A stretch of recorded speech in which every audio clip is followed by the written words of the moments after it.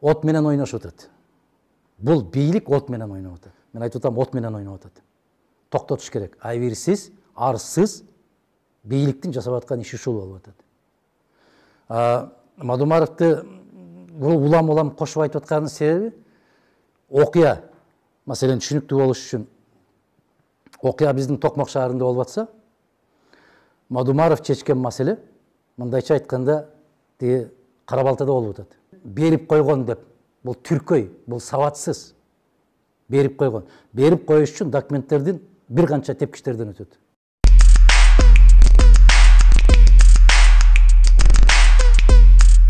Спортко коюлган акчалар!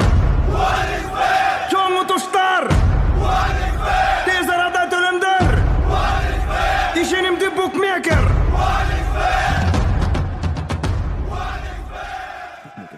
Соң пополнить счет дегенди басып туруп 1x Money KG аркылуу Анварга кайрылып балансыңызды толук таба алсаңыз болот. 1x Bet ишенимдүү букмекер. Мына ушу чек ара аймактарында жашаган элдер мына ушундай чыр-чатактардан улам көчүп кетүүгө аргасыз болуп жатат да. Анан ушул деги эле ушу чек ара маселесиндеги элдерди ошол жерде туруп кармоктурууга, ал жердеги элдин көйгөйүн чечиш үчүн эмне кылышыбыз керек? Биз биринчи суроо ушул болуп атат да. Ошолорду көчүрүп аткандыгынын өзү бул акылсыздык. Бул алсыздык. Өздөрүнүн алсыздыгын кайсы бир деңгээлде башка жака жүктөп койгонго аябай маш болуп калды бул бийлик. Өзү негизи соңку 20 жылдан бери эле ар бир өзүнүн кемчиликтерин сөзсүз анын алдыңкыларга шылтап, ушундай болуп эле эптеп эле элдин башын айландырып кыйнап келатышат. Ал жерден көчүштүн кажети жок. Кылымдар бою жашап келген жер, ошол жерден калыш керек, ошол жерде жашаш керек. Башка маселе, ал жерде жашоо шартын кандай кылып чечүү керек. Ошол Тажик Республикасы менен сүйлөшүүлөрдү жүргүзүү, маселелерди чечүүгө мүмкүнчүлүгү бар азамат жигиттер менен кыздардын жоктугунун кесепети ушул болуп атат. Сүйлөшө ала турган азамат жок. Бир мындай бир сабаттуу инсан жок. Ошонун натыйжасында ошо көчүрүүгө аракет кылып, ага көп акылдын кереги жок. Анын үстүнө мына 2-3 күндөн бери аябагандай каттуу туура эмес багыттагы бул провокацияны бийлик өзү жасап атат. Бул кызылдай провокация. Кээ бир жанагы акырдан жеп жүргөн массалык маалымат каражаттары аркылуу маселенин бүт баарын Мадумаровго аударып, мына ушул көрдүк, биз таптык, кимде күнөө экен, бул Мадумаровдо экен деп кыйкырып аткандыгы, бул кечирип койгула айвандын айвандыгы. Бүгүнкү бийликтин аябагандай алсыздыгы, түркөйлүгү, сабатсыздыгы, коркоктугу. Ага эки себеп бар. Биринчи себеби Бишкекте саясий кандайдыр бир аба ырайы аябай чыңалып атат.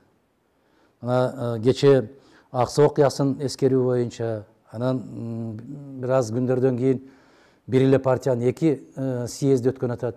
Мына ошондой кырдаалда бир нерсе ойлоп таба коюу керек болуп калды. Кудайга шүгүр, баягы жугунду куйсаң жүгүрүп жетип келе турган, жугунду ичип жүргөн азаматтар бар, алар аркылуу. Бул жогорку кеңештин ичинде да бар, канча-мынча азаматтары. Анан пенсияга чыгып кеткенде 15 жылдан бери пенсиядамын деп жүргөн Айбалаев сыяктуу өмүр бою бийликтин камчысын чаап келген. Мен картайып калды деп сыйлап унчукпай койдум эле, 2 күндөн бери чегинен чыгып баратат. Ошол 95-жылы Масалиевди биринчи турдан өтүп кетпесин, ушунун добушун бөлүп берсеңиз деп Бажа Сакаев сурангандан бери бул киши ошол тескери жолдо жүрөт. Эмне үчүн мага ушунчалык бир сөздөрдү айтып атат? Себеп баласы бир иште иштеш керек болуп атат. Банк системасында акча кайда болсо, булар ошол жакта. Ошол жакта иштеши керек болуп атат. Кызылдай калпты айтып, мына биз билебиз да, бир эмес бир канча жолу элди топтоп, ал жерден бул жака телефон чалдырып, бизге Айбалаевди губернатор кылып дайындап бергиле деп айттыртып, өзү ошол жерде туруп, бул уят маселе бул. Аксакал болуп 80ден өткөндөн кийин авири менен картайыш керек дагы. Аллахтын алдына барганда кайсы жүзүм менен барам деп ойлонушу керек. Бирок тилекке каршы көр тирилик бул кишини дагы ар кандай нерселерге түртүп атат. Адалсынган деген адалданып, дайым ошол шариаттан сүйлөгөн азаматтардын сөздөрүндө угуп атабыз. алардын кылган жоруктарын да билип атабыз. Анча мынча шабашка жасап коебуз дегендерин да билебиз. Мадумаровдун аркасынан шабашка жасабасаң сен ачкадан бирдеме болуп атасыңбы? Мына кээ бир журналисттер өздөрү ачыктан ачык айткан, биз шабашка жасайбыз деп. От менен ойношуп атат. Бул бийлик от менен ойноп атат. Карап турсаңыз, ошо бийликке жан тарткан азаматтардын баары кандайдыр бир катуу кагылышууга, провокацияга түртүп атат. Эмне үчүн? Себеп саясий кырдаал аябай күчөп кетти. Сырттан бирдемени ойлоп табыш керек. Эгерде кичинекей бир көзөмөлгө алынган чыр чатак чыгып кеткен болсо, андан жакшы. Себеп биз кыргыздар ушундайбыз да. Сырттан коркунуч пайда болгондо муштумдай түйүлө калып туруп, бүт бардык күчтү ошол сырттан келген коркунучтарга жумшайбыз. Мына ошондой аракетти, ошондой кырдаалды түзгөнгө аракет кылышып атат. Мен айтып атам, от менен ойноп атат. Токтотуш керек. Айбирсиз, арсыз бийликтин жасап аткан иши ушул болуп атат. Мадумаровду улам кошуп айтып атканын себеби окуя, маселен түшүнүктүү болуш үчүн, окуя биздин Токмок шаарында болуп атса, Мадумаров чечкен маселе, мындайча айтканда, Кара Балтада болуп атат. Экөөнүн эки башка айырмасы бар. Биринчиден. Экинчиден, берип койгон деп. Бул түркөй, бул сабатсыз. Берип койгон. Берип коюш үчүн документтердин бир канча тепкичтерден өтөт. Өкмөт аралык келишим болот. Андан кийин президенттер кол коет. Андан кийин парламент ратификация жасайт. Ратификация жасагандан кийин кайра президенттер кол коет. Эми бул баягы узун кулактар менен бизнес жасап жүргөн, саясат жасап жүргөн азаматтар, алар түркөй да билбейт да, алар сабатсыз. Ушундай экен десе, кокуй момундай болгон турбайбы деп. Эртең уят болуп каларын ойлошпойт. Бүгүн болбосо эртең чыгат. Бирок ошол убактылуу кандайдыр бир өзүнүн жеке герт маселесин чечип алуу максатында эки элдин ортосуна ушундай кылып от таштап, от чачып, бул 4-5 күн башта башталган. Жээнбековдун жардамчысы бар, жаш бала Эрнест деген. Ошол өзүнүн айылдашынан бир Кудайдан жөө качкандарды топтоп, фейк кылып, телефонго тартып, Мадумаров улам элди козутуп атат деп, Мадумаров соңку 1 жылдан бери болсо айылына 2 жолу баргандыр. Улам деп бир ажыга барып келген, совхоздун бүтүндөй малын жеп койгон Мамазайыр Ормонов деген бир Кудайдан жөө качкан бар. Ажымыш. Мен мүмкүнчүлүктөн пайдаланып, ошол Куршап чоң мечитинин аксакалдарына ыраазычылык билдирем. Кече жумада чакырып алып, аябай каттуу сөздөрдү айтыптыр. Ошол Мамазайыр деген киши дегенге да тилиң барбайт. Анын берген жообу бирөө гана болуптур. Айыл өкмөттөн сурагыла анын себебин. Менин тууганым болот. Мына ушул биздин жеткен деңгээлибиз ушул. Мына ушул фейк кылып, жалбырак деген интернет телевидение. Ошол жалган жалбырактын атын жамынып алып, ал боюнча жалбырактын жетекчилери да билдирүү жасады. Айбирсиз, уятсыз. Мына ошол айыл өкмөткө буйрутма берип, анан өзү тымпыйып олтуруп, унчукпай эч нерсени билбей аткан болуп олтургандыгы, бул коркоктук. Бул алсыздык. Демек, жери эч кандай өчкөн эмес. Алтынбек мырза, бир кумалак кум дагы бир томолок таш да өтпөйт. Муну эл билип коюш керек. Бир кумалак кум. Бул ачыктан ачык. Кече мен абдан ыраазычылык билдирем. Ошол мезгилде бир гана жолу сүйлөштүм эле. Андропов атындагы аскер институтун Москвадан алтын медаль менен бүтүп келген полковник Саид Иратов деген. Мына ошол жигит Айбалаевден айырмаланып, түздөн түз чегара кызматынын жетекчиси болуп, чегара отряддын командири болуп иштеген жигит. Мен ыраазычылык билдирем. Аябай так даана, нак полковник катарында негиздемени бериптир. Ошол маселе чечилгенде, бул башка маселе, бүгүнкү көтөрүлүп аткан башка. Ошол маселе чечилгенде, ошол ылжырап бар менен жоктун ортосундагы жүргөн губернаторлору дагы, акимдери дагы келип кучактап мени бетимден өбүп жиберишкен. Мына ошол мезгилде Исфара району, Тажикстандын. Ошонун акими аял киши кол коюп атканда ыйлап боздоп турган. Ыйлап боздоп, мен бүгүнкү күндөгүдөй көз алдымда турат.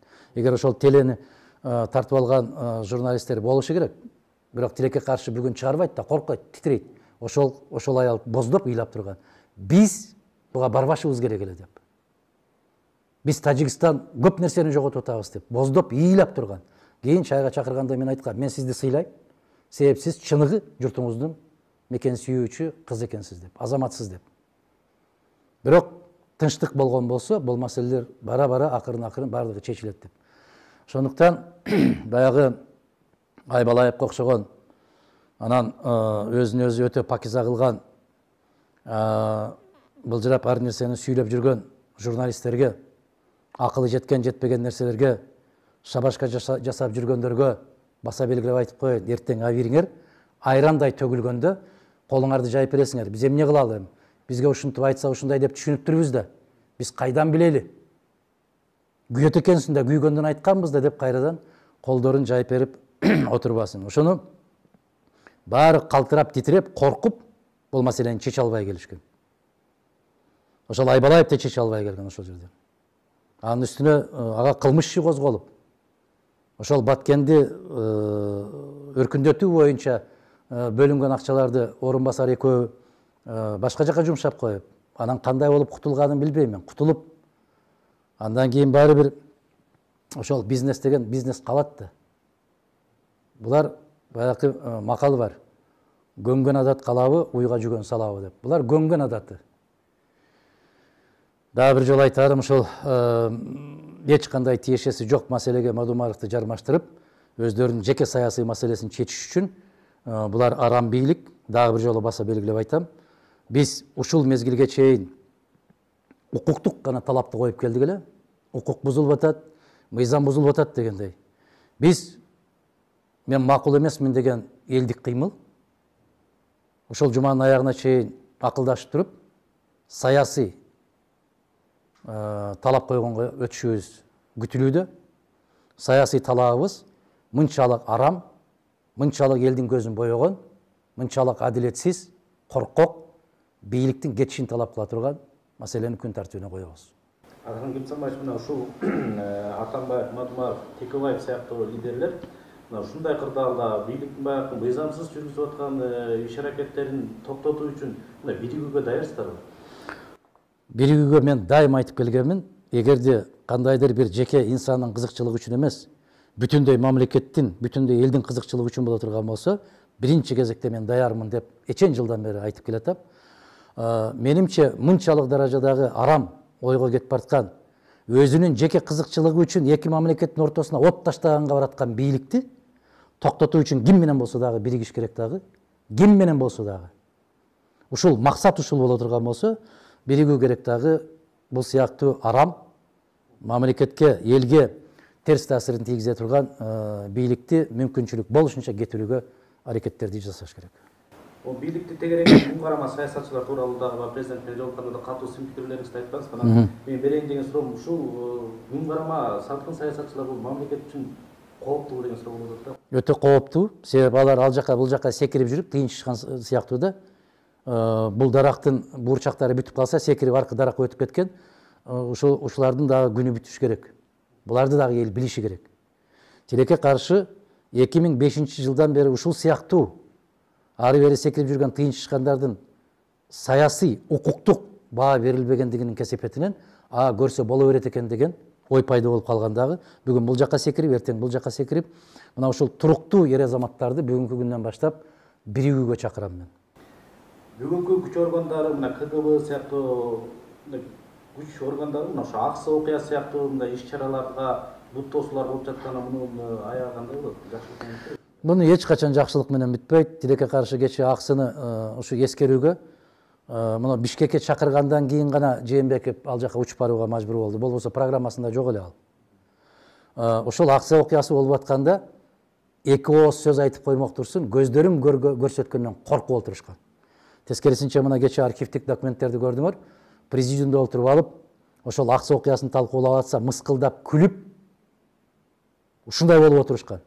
Бүгүн эми эл үчүн күйгөн болуп чыга калгандан кийин, мына карабайсызбы, 17 жыл өтүп кетти. Ошол мезгилдеги 6 жашар балдар 23-кө чыкты. 8 жаштагы балдар 25-ке чыкты. Алар билбейт да. Булар ошол мезгилде баягы Акаевдин бийлигин коргоп, ошону колдоп, эч таптакырага жолотпостон, тескерисинче аксы деп кыйкыргандагы биринчи Мадумаровдун үнүн бир да жерде жок. Булардын үнү да чыккан эмес. Булар эки ооз сөз кошуп да койгон эмес. Жаанды жаан, караңгы күндү караңгы түн дебестен, ошолордун жерге коюп атканда аксы элинин эсинде бар. Биз ушу Абсамат Масалиевич, Бешебек Аконович, Исмаил Исакович, Ишенбай Кадырбеков, Алевтина Проненко, мына ушул сыяктуу депутаттар күн-түн ошол жерде жүргөнүбүздөн таптакыр булардын түшүнүгү жок. А бүгүн карасаң бүтүндөй баатыр болуп чыга келгендиги абийирсиздик, жүзүнүн жоктугу. Булар ойлоп атат, тарыхты ушундай кылып бурмалап койсок болот деп. Бурмалай албайт. Бурмалай албайт. Эрте кечпи баары бир жарк этип, маселе качан башталган, эмнеден башталган деген ушундай иликтөөлөр чыгат. Аксы окуясы ар бир мүнөт сайын жазылган окуялары бар. Мына кече теледен көрсөтүп аткан документалдуу кадр менде 3 күбө бар. Биринчи кезекте Мадумаровдун колуна тийген түнү менен. Биз аны кандай кылып көбөйткөнбүз, кантип көчүргөнбүз. Биз өмүрүбүздү ортого салып коюп, ушуну көбөйтүп элге жеткиргенге аракет кылганбыз. Ошондо жогорку кеңеште көрсөтөбүз дегенде бүгүнкү аксы үчүн күйүп барып, калпагын кийип алып ал жерге өтө катуу капы болуп тургандар буту менен, колу менен, тырмагы менен каршы болушкан ошолорду көрсөтүүгө. Алар тескерисинче биз менен күрөшкөн. Мына ошол жерге дагы жанагы коомдук фонддон түзүлгөн ошол эстеликти тургузганбыз. Ар бирибиз өзүбүз акчабызды бергенбиз. Ошону Казакстандан тартып келген Бекназаров жанагы ташты. Ошол жерге коюп атканда дагы не деген кыйынчылыктарга туш келгенбиз. Бирөөлөрдүн агасы ошондо губернатор эле. Бүгүнкү президент болуп отурган азаматтардын. Ошондо жыйын жыйнайбыз, Куран окутабыз дегенде кадимкидей таяктар менен кубалап жүргөн азаматтар эле булар. Бүгүн барып эми көзүнөн жаш чыкпаса да Куран окуп калганы көрдүңүзбү? Кандай жараткан ушунчалык чебер зат чөгөлөтүп коет. Тарыхтын алдында көбүн чөгөлөтөт дагы. Чындыктын алдында дагы көбү чөгөлөйт. Кудай буйрса бул күндөрдү көрөбүз. Атамбаевдин ушу кайрадан саясатка аралашкан, парламенттик шайлоого катышам деп аткан билдирүүлөрүн кандай кабыл? Эгерде ушундай башаламандыкты токтотуу үчүн күрөшөм деген болсо мен колдойм. Мен туура кабыл алам. Кече болгондо дагы мен айттым эле, эртеби кечпи элден кечирим сурайт деп. Эсиңиздерде барбы? Эртеби кечпи мен Атамбаевдин мүнөзүн жакшы билем. Эртеби кечпи чыдабай, баары бир ичиндеги абийир чыдатпай, кыргыз элинен кечирим сурайт деп айтканмын. Тилекке каршы мен 15 жылдан бери көрүшө элекмин. Атамбаев менен 15 жылдан бери сүйлөшө элекмин. Ошондо баягы парламенттик шайлоо бүткөндөн бери кече мен анча-мынча сөздөрдү мен азыр даарыланып атам. Сиздин суранышыңыз боюнча гана келип отурам, өзүңүз күбөсүз. Кечеки сөздөрүн уккандан кийин, эгерде ошол сөздөрүн ишке ашырам деген болсо, жалгыз эле Мадумаров эмес, бүгүнкү күндө Кыргызстандын баса көпчүлүгү, дээрлик көпчүлүгү бүгүнкү туура эмес жолго бараткан. Бүгүн токтотпосоң эртең кеч болот. Биз мына токтот деп мыйзамдын чегинен чыкпайбыз, конституциялык укуктан чыкпайбыз деп Акаев 14 жыл мамлекетти талкалаганча күтүп отурдук. Токтот деп. Кийинки президент Бакиев туура эмес жолго түшкөндө, мына мен 2 жолу өз арызым менен эшик тээп чыгып кеткен киши катары айтайын. Убагында токтотуу керек бардык нерсени. Кеткенден кийин баатыр болуштун кереги жок. Ана мен Атамбаевка 6 жыл айгышкан оппозиция болдум. 6 жыл аябагандай каттуу оппонент болдум. Бүгүн Атамбаев менен күрөшүүгө мен эч кандай мындай бир себебим жок. Себеби ал пенсионер. А эгерде ошол пенсияга чыгып алып, мен туура эмес жасадым, туура эмес жасаган ишимди кайрадан өзүм оңдошум керек деген болсо, эгерде ушул максат бир болгон болсо, эмне үчүн кызматташканга болбойт? Муну мен бүгүн айтып аткан жокмун. Муну 10 жылдан бери айтып келатам. Максат бир болсо, ким болсо ошол болсун, аны менен кызматташканга даярбыз деп. Ошондуктан кечеки элден сураганы жарым жартылай болуп калды. Мен ушу кишини кызматка алып келгеним үчүн кечирим сурайм деди. Анын уландысы болуш керек эле. Мыйзамдарды бузуп, конституцияны бузуп, досум президент болсун деп, көптөгөн мыйзамдарды бузуп койгонум үчүн кечирим сурайм деп койсо, толугураак болмок.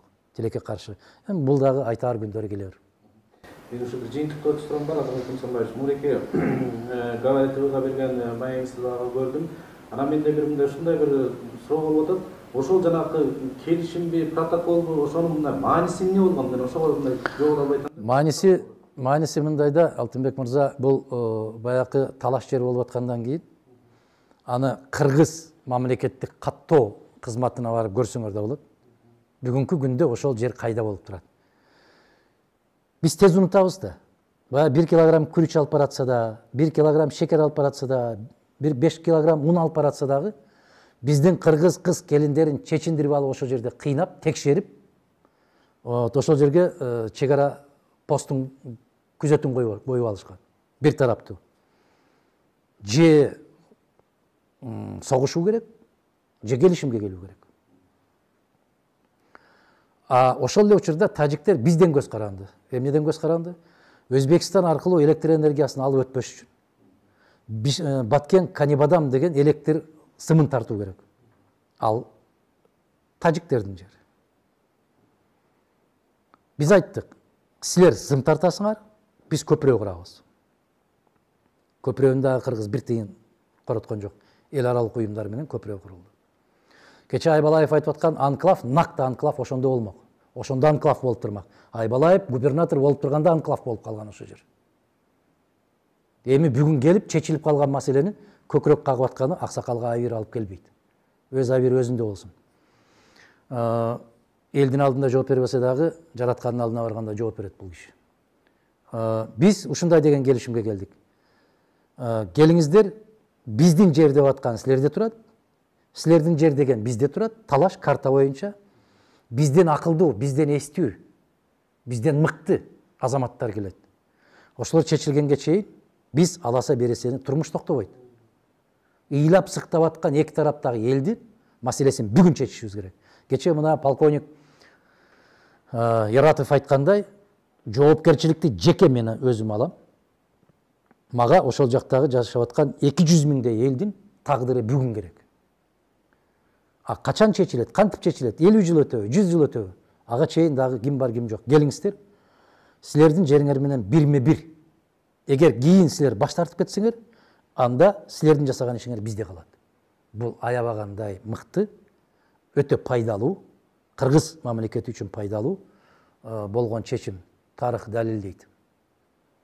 Тарых далилдейт, Кудай кааласа жакын арада бүт баары үстүнө чыгып калат. Мына ошол мезгилде көрөсүздөр. Эгер ушул чечимдин мыкты экендигин кийин далилденгенден кийин биз даярдап бергенбиз. Мадумаров кол коюп эле койгон. Аны биз жасап бергенбиз деп чыккан эр азаматтар да, баатырлар да чыгат. Эң жаманы, Алтынбек мырза, билесизби? Бир улуу инсандын айткан сөзү бар экен. Акыр аягында бизди акарат кылып, бизге жала жапкандарды унутуп калабыз. Бирок бизге адилетсиз жала жабылып аткан мезгилдеги он чыкпаган досторду кечире албайбыз деп.